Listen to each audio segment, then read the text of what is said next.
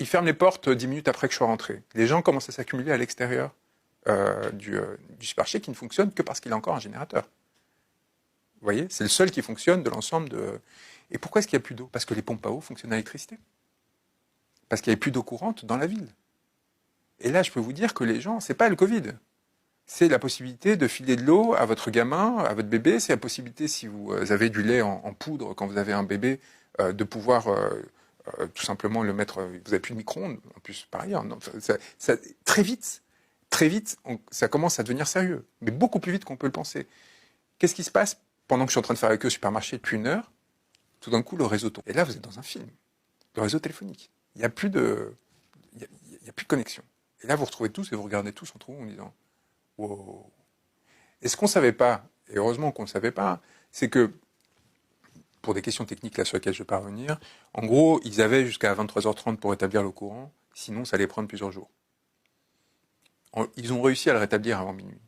Mais s'ils n'avaient pas réussi, je peux vous dire que ça serait très vite mal passé. Parce que, autre exemple, des terminaux de paiement, c'est la carte.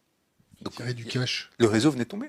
On ne pouvait pas tirer cash. Donc, soit vous aviez du cash, soit vous ne pouviez même plus vous acheter d'eau à l'épicerie du coin pour vider les stocks et ainsi de suite. Quand j'écris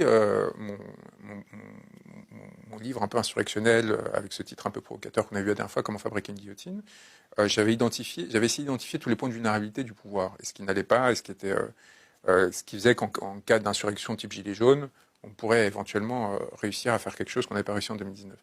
J'ai découvert qu'ils ont basculé toutes les communications d'État, y compris police, pompiers, etc., sur la 4G. La 4G, c'est des bornes qui dépendent de l'électricité. Et donc, vous avez 2-3 heures de marge. C'est pour ça qu'on a eu du réseau alors qu'il n'y avait plus du tout d'électricité. Pendant 2-3 heures, les pompes à essence ne fonctionnaient plus. Parce que c'est plus le mécanisme... maintenant, c'est électrique. Donc, Emmanuel Macron a bien fait de faire comme les Suédois, d'envoyer un petit bouquin pour que les Français soient plus robustes, avec un petit peu de stock, de flotte, de 48 heures.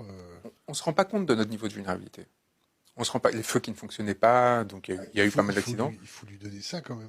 Oui, de nous préparer au pire qu'il prépare. Enfin, oui, de créer cette boucle-là, bien sûr. C'est un peu comme avec l'Ukraine. On a terminé avec le Portugal. Ça c'est bien terminé. Et donc oui, donc